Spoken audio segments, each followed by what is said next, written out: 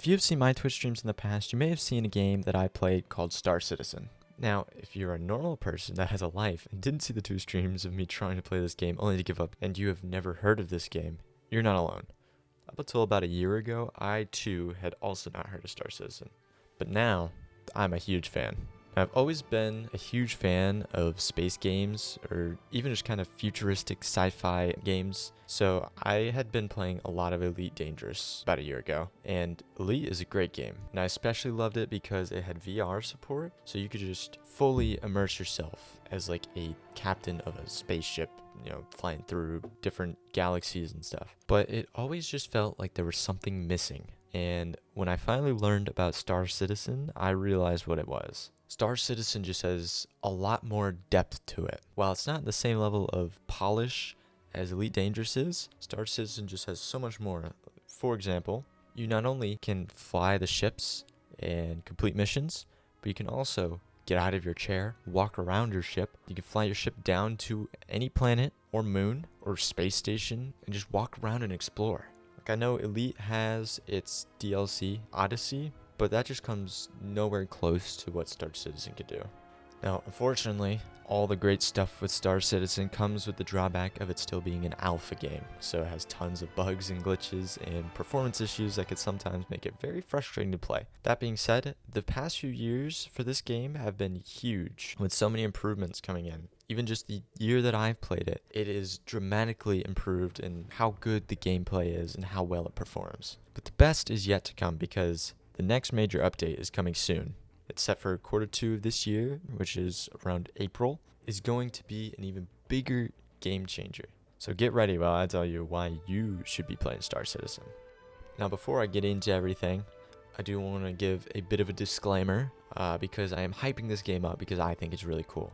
But like I said, it is still a buggy alpha game that may not be what you're looking for or what you think it is. So I would highly recommend watching some other videos and guides that go into way more depth about what the actual play experience is like and what sort of specs you should have for your PC in order to even think about running this game.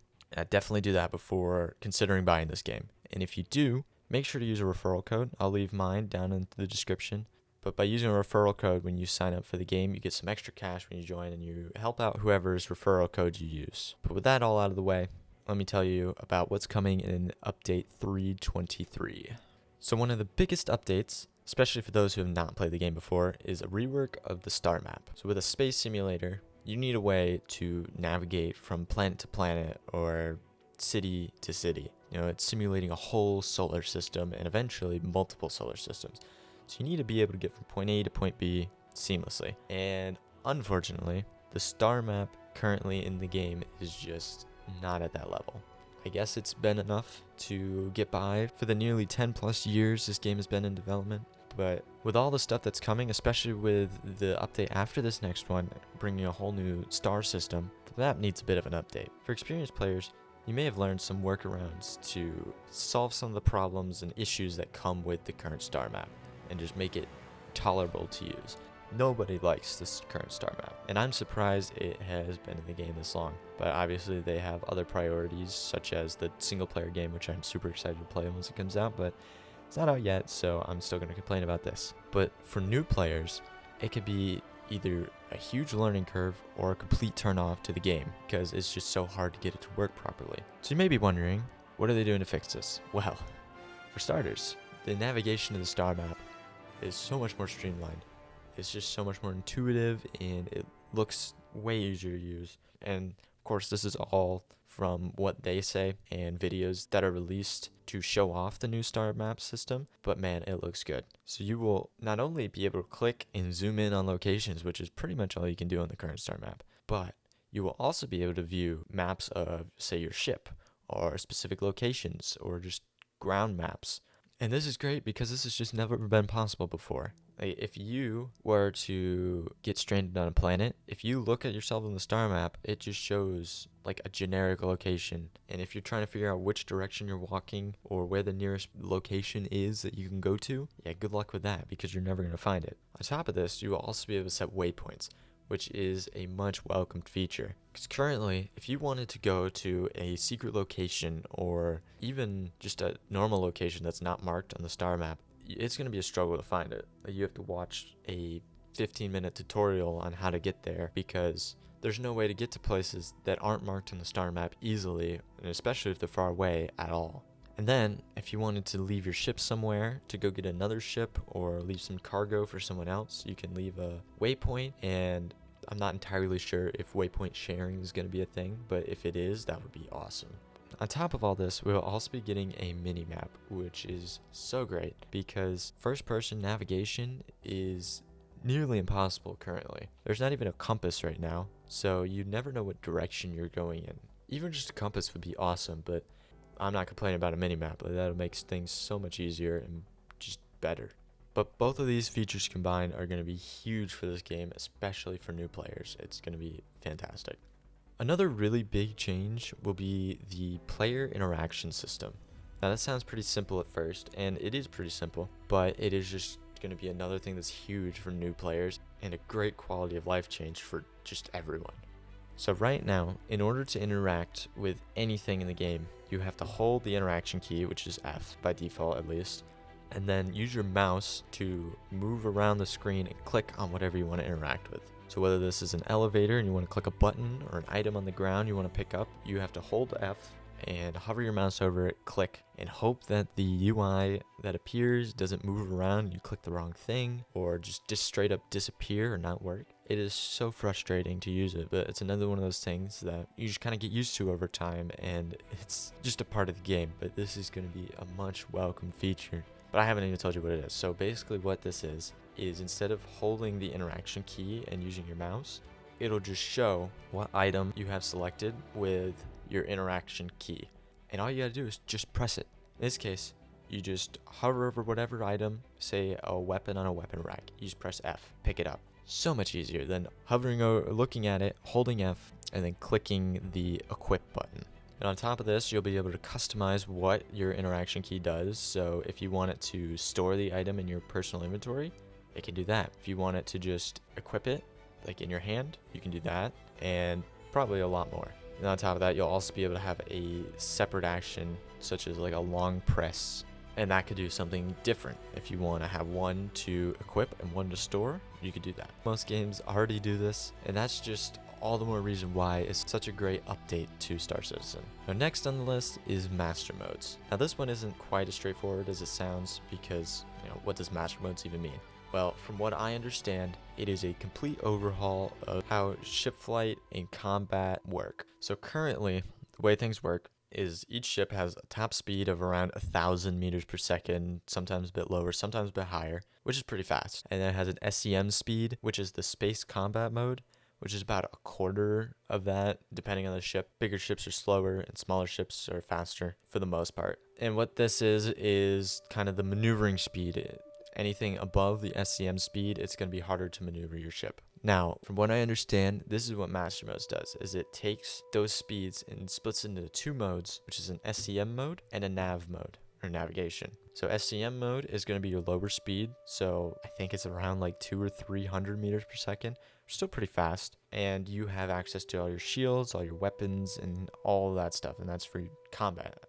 Like I said, space combat mode. So the idea is you have a lot more close quarters combat, and I think this is great. And what your nav mode does, it allows you to go a lot faster up to that top speed, and you lose access to your shields and weapons. So the idea is if you switch to nav mode, you have speed, but you have no defenses, so speed is your defense. And I think that'll make combat a lot more fun. Now, I'm not a super combat-oriented player, and from what I hear, it's a pretty controversial change with people who are more combat-oriented. But for me, I like it a lot, and I think that it'll be a great change. Another change that is really big, at least in terms of the scale of what the change is adding, as opposed to, distribution centers. They are massive above and underground facilities. It'll be a center for cargo hauling missions, and they'll have raids on criminals, or takeovers or defending facilities, that sort of thing. And it just sounds really cool. Now, I think this addition is only going to add the above ground part of the facility, so you're not going to have all those cool missions yet.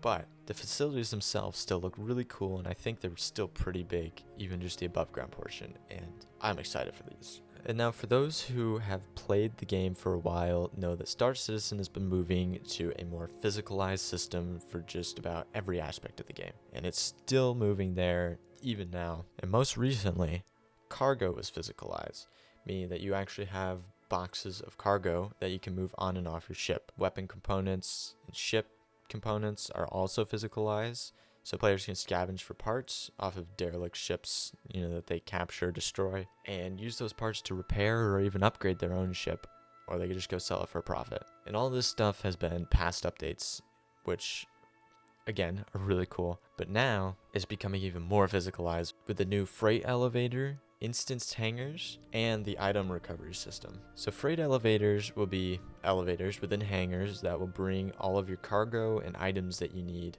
instead of the current kind of magic system where everything just appears when you need it. And this, combined with the instance hangars, I believe you'll also be able to get ground vehicles and even smaller ships so you can load them into your bigger ships. And these instance hangars are also a step towards personal hangars, which is literally that, a hangar that will be personal to you, that you can decorate, you can customize however you want. It will also be a place where all of your personal items are stored as opposed to just a magical inventory. Now, that isn't quite what this is yet. These aren't personal hangars.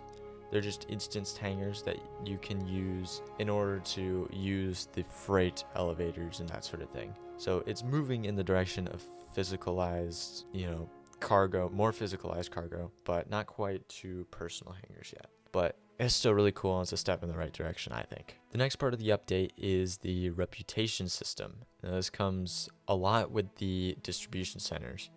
So what this does is allow players to build reputation with different factions in the game through missions and just kind of like activity that you do. If you go and take out a bunch of gang member NPCs, you're probably going to build negative reputation towards that gang faction, versus if you go and help them by completing missions, you are going to start to build a positive reputation, but in turn you're going to build a negative reputation for the more lawful factions, so like security and that sort of thing. I think this will be really cool because you'll be able to access a lot of areas and do things that you just previously haven't been able to do because of the hostile enemies. And some missions, you could even go help the hostile enemies and they'll help you in return because you have a positive reputation with them. I just think that opens up a lot more doors for what you can be doing in the game, and I just think it's really cool. So this next one is more of a quality of life change for now, and that is the